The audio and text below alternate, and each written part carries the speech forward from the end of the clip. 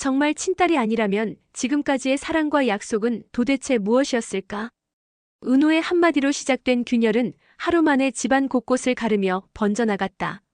정순이는 부엌 싱크대 앞에서 멈춰서서 수십 년의 시간을 되감듯 손끝을 움켜쥐었다. 정순이의 마음을 짓누르는 것은 억울함만이 아니었다. 진실을 말하지 못한 세월이 스스로를 감옥에 가둔 느낌이었기 때문이다. 지강호는 방문을 쾅 닫고도 분이 풀리지 않았다. 자신이 알고 있던 누나라는 단어가 하루아침에 종이처럼 얇은 스티커가 되어 떨어져 나간 듯했기 때문이다. 지강호는 분노의 방향을 찾지 못해 스스로를 다그쳤다. 누굴 탓하지? 엄마? 은호? 아니면 우리 모두? 스스로 묻고 또 묻는 그 과정에서 지강호는 마음속 가장 아픈 지점을 건드렸다. 자신이 가족에게 내세울 게 없다는 열등감이 그 분노의 기름이 되고 있다는 것을 이제야 인정하게 되었기 때문이다. 이지혁은 사무실 텅 빈 회의실에서 손에 쥔 명세서를 내려다보았다. 건축자재 회사의 잡계정에서 오래전부터 빠져나간 소액 송금 내역이 정기적으로 묶여 있었다. 입금처는 정순이의 이름이었고 출금 승인은 이상철의 결제로 찍혀 있었다. 이지혁은 아버지 이상철을 떠올리며 숨을 고르려 했지만 손끝이 먼저 진실을 알아챘다. 오래전부터 이건 준비된 비밀이었다. 그는 분노보다도 당혹을 먼저 느꼈다. 자신의 감정이 은호를 향해 기울어 있음을 부정하지 못한 채 그 감정의 뿌리가 족쇄로 변해버릴 수 있다는 사실이 무서웠기 때문이다. 두려움은 단순하지 않았다. 만약 진실이 자신의 가정을 허물고 은호의 삶까지 흔들어버릴 파도가 된다면 그는 어느 쪽을 붙잡아야 할까? 이지혁은 그 질문에서 도망치지 않기로 마음먹었다. 도망치면 그 순간부터 자신이 가족을 잃고 은호도 잃는다는 걸 알았기 때문이다. 박성재는 사무실 창가에 서서 휴대폰 화면을 꺼졌다 켜기를 반복했다. 아버지 박진석에게서 받은 메시지는 짧았다. 회사 투자 일단 조용히 처리해라. 성재는 그 한 줄에서 아버지의 두 가지 요구를 읽었다. 첫째, 투자 실패를 숨기라는 명령. 둘째, 가족의 체면을 지키라는 경고. 그런데 지금 회사가 직면한 구멍은 숫자 몇 개의 조정으로 덮일 수 있는 종류가 아니었다. 원자재 계약의 변동, 해외 물류 지연, 환율 급등, 그리고 무엇보다 사기성 제안을 받아들였던 누군가의 서명이 얽혀 있었다. 성재는 그 서명 옆에 찍힌 이니셜을 처음 봤을 때부터 불길함을 느꼈다. 이니셜 K, S는 고성희의 영문 이니셜과 같았다. 그는 바로 결론을 내리지 않았다. 섣부른 의심은 폭탄을 더 빨리 터뜨리는 일이니까. 하지만 그날 오후 박영나가 가져온 두꺼운 봉투 안에서 성재는 결정적인 무게를 손끝으로 느꼈다. 정기송금 기록, 메모, 오래된 영수증, 그리고 이름이 가려진 출생 관련 서류. 봉투에서는 오래된 향수 냄새와 함께 감춰둔 시간의 냄새가 났다. 김다정은 거실 한가운데 앉아 있었다. 친딸이 아니라는 말, 그걸 왜 이제야 들었을까? 김다정의 질문은 남편 이상철에게 던진 듯 했지만 사실은 자신에게 던진 것이었다. 진실을 알아챌 수 있었던 기회가 여러 번 있었다는 사실이 김다정을 괴롭혔다. 이상철이 누군가에게 보내던 규칙적인 돈, 설명 없이 돌아오던 늦은 밤, 그리고 늘 변명으로 가려지던 묘한 눈빛. 김다정은 한때 그 눈빛을 사랑이라 여겼다. 하지만 지금 그 눈빛은 자신을 진실로부터 멀어지게 만드는 장막이었음을 인정해야 했다. 마음 깊숙한 곳에서는 자존심이 부서지는 소리가 났다. 그 자존심은 아내로서의 지위를 지키기 위한 방패였고 어머니로서의 품을 넓게 유지하게 해주던 버팀목이었다. 김다정은 그 방패를 내려놓으며 다짐했다. 숨길수록 집은 썩는다. 조옥래는 말을 아꼈다. 오래 산 사람만 아는 침묵의 무게가 있었다. 조옥래는 손주들 사이를 오가며 눈빛으로만 안부를 묻고 부엌에 앉아 차를 우려 마셨다. 잔잔해 보였지만 그녀의 기억 속에서는 오래전 이름 하나가 떠올랐다. 고성희. 그 이름은 과거 어느 밤 집 앞에서 들었던 낮은 목소리와 함께 묶여 있었다. 이번만 부탁드립니다.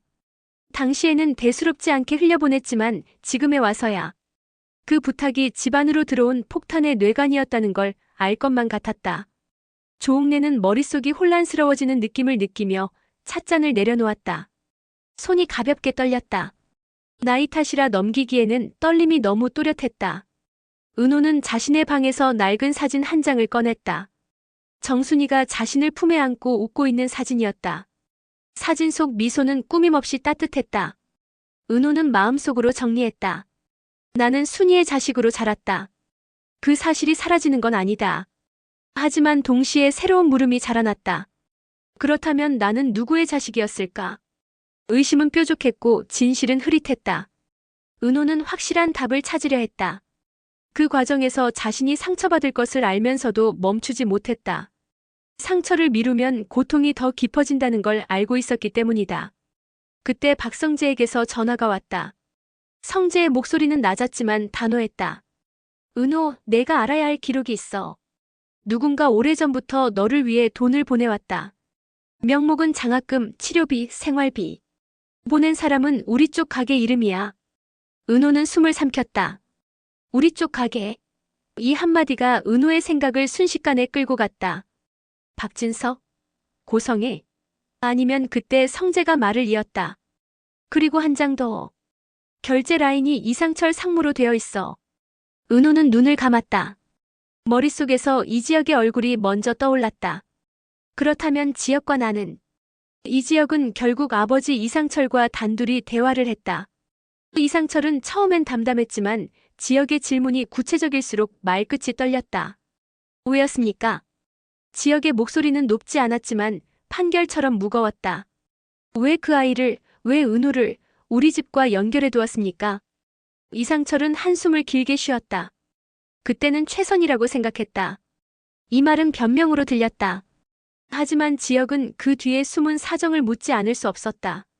최선은 누구를 위한 최선이었는지, 가족을 지키는 최선이었는지, 아니면 자신의 실수를 가리는 최선이었는지.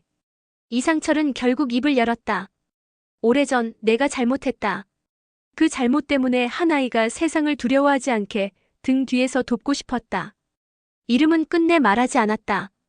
그러나 그 침묵은 오히려 한 사람의 얼굴을 더 선명히 떠오르게 했다. 고성이. 지혁은 그 이름을 입 밖으로 꺼내지 않았다. 꺼내는 순간 집안 두 곳이 동시에 무너질 수 있기 때문이었다. 대신 그는 조용히 말했다.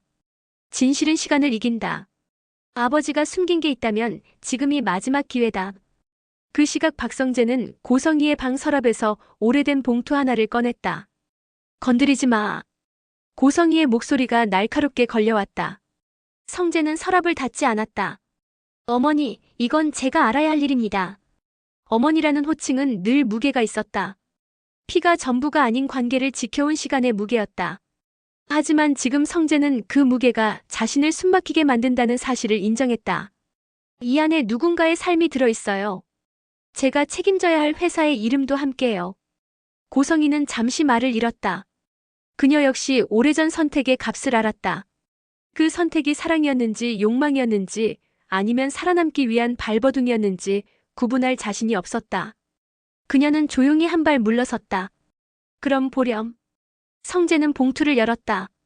출생을 둘러싼 메모, 송금 내역, 낙서 같은 사과문, 그리고 알 수 없는 이니셜이 달린 DNA 사본. 사본의 가장자리는 구겨져 있었고 일부는 번진 잉크로 읽기 어려웠다. 그러나 한 줄만은 선명했다. 부녀관계 가능성 99.7%. 이상철. 성재는 다리에 힘이 빠지는 느낌을 받았다. 문제의 중심이 생각보다 깊고 가까웠다는 사실 때문이었다. 이 소식은 곧 김다정에게도 전해졌다. 김다정은 서랍에서 얇은 서류 봉투를 꺼내 식탁 위에 올려두었다. 이혼 서류였다.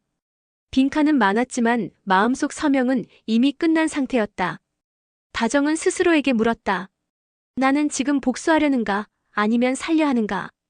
그녀는 천천히 생각을 정리했다. 남편 이상철에 대한 원망은 분명했다. 그러나 집안의 모든 다툼이 원망만으로 움직이지는 않는다는 걸 다정은 나이와 세월로 배웠다. 다정은 서류를 덮었다. 아직 한 장이 더 필요해. 그 한 장은 진실을 기록해둘 페이지였다. 누가 무엇을 언제부터 어디까지 숨겼는지. 다정은 그 기록을 남길 생각이었다. 숨김없는 기록이야말로 다음 세대에게 남길 최소한의 질서라고 믿었기 때문이다. 이수빈은 이하은과 함께 운영하던 채널의 광고 탭을 지켜보다가 이상한 수치를 발견했다. 특정 브랜드 협찬금이 본 계정으로 들어오지 않고 제3의 계정으로 새어나가고 있었다. 수빈은 이지환을 바로 떠올렸다.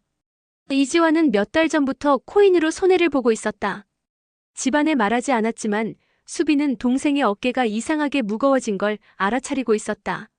수빈은 메시지를 보냈다. 오빠 채널 돈 어디로 빼갔어? 이지환은 바로 답장을 보내지 않았다. 한참 뒤 잠깐만이라고 왔다. 그리고 다시 긴 침묵. 결국 수빈은 결심했다. 가족들이 알아야 한다. 숨길수록 더 큰 구멍이 된다는 것을 오늘 실컷 배우는 중이니까. 그 무렵 지강호는 분노를 사귀지 못하고 밖으로 뛰쳐나갔다. 몇 시간 뒤 돌아올 거라 믿었던 정순이는 밤이 새도록 현관 소리를 기다렸다. 전화는 꺼져 있었고 메시지는 읽히지 않았다.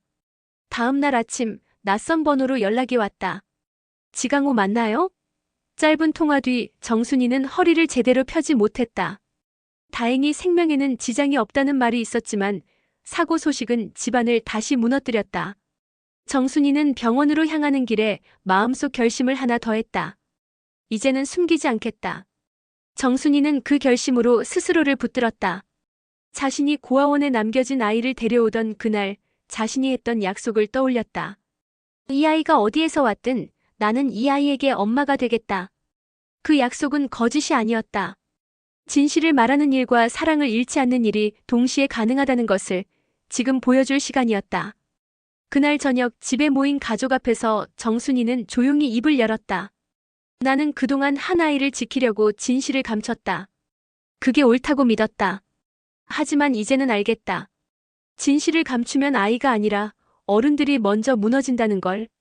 정순이의 고백은 누구도 예상하지 못한 방향으로 흘렀다. 나는 은호의 친엄마가 아니다. 하지만 나는 은호의 엄마였다. 정순이의 말은 고집이 아니라 사랑의 문장처럼 들렸다. 누군가 울음을 삼켰다. 은호는 고개를 들었다. 엄마, 난 엄마의 딸이야. 그건 변하지 않아. 침대 옆에서 울리던 기계음이 잠시 멈칫하는 듯했고 안도와 슬픔이 한꺼번에 밀려왔다. 바로 그때 박성재가 가지고 온 서류가 테이블 위에 올려졌다. 모두의 시선이 한 곳으로 모였다. 부녀관계 가능성 99.7%. 김다정은 한동안 입을 떼지 못했다. 이상철은 눈을 감았다. 지혁은 주먹을 꽉 쥐었다. 그리고 뜻밖에도 박영나가 조심스럽게 다른 한 장을 꺼냈다. 이건 같은 날 같은 기관에서 발급된 다른 사본이에요. 그 사본은 이렇게 적혀 있었다. 부녀관계 불일치. 같은 날짜, 같은 기관, 다른 결론. 모두가 서로의 얼굴을 보았다. 고성이는 하얗게 질린 얼굴로 한 발 물러섰다. 누가 바꿨어? 그녀의 목소리는 거의 속삭임이었다. 문서가 2장이면 그중 하나는 거짓이었다. 아니, 어쩌면 둘 다 누군가의 의도대로 만들어진 결과일 수도 있었다. 혼란 속에서 김다정은 마지막으로 차분히 말했다. 그럼 우리가 해야 할 일은 하나다. 우리 스스로 기록을 만들자.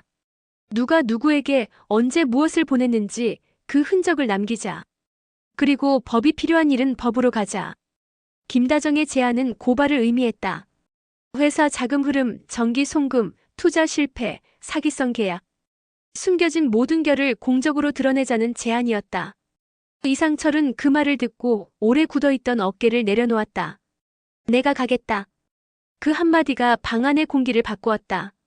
책임은 때로 늦게 오지만 오지 않는 책임보다 낫다는 걸 모두 알고 있었다. 밤이 깊어갈 무렵 이지혁은 은호와 둘만 남았다. 둘 사이에는 길게 설명하지 못한 감정이 오래 머물러 있었다. 이지혁은 정면을 피하지 않았다. 은호, 내가 너를 좋아했다는 사실은 변하지 않는다. 하지만 지금 우리가 할 일은 마음보다 기록을 먼저 세우는 거다. 그 기록이 우리를 자유롭게 할 수 있다면 그 다음에 내 마음을 말해도 늦지 않을 거다. 은호는 잠시 고개를 숙였다가 천천히 끄덕였다. 나도 같아. 지금은 내가 누구인지부터 확실히 하고 싶어. 그래야 우리 모두가 덜 흔들릴 거야. 그 대화는 둘 사이를 가르는 벽이 아니라 버텨내게 하는 기둥처럼 느껴졌다. 마음을 접은 것이 아니라 견디기 위해 고개를 맞댄 사람들이 할 수 있는 최선의 약속이었다. 다음 날 아침 집안은 잠깐의 평정을 되찾는 듯 했지만 박성재의 휴대폰이 울리면서 다시 긴장감이 감돌았다.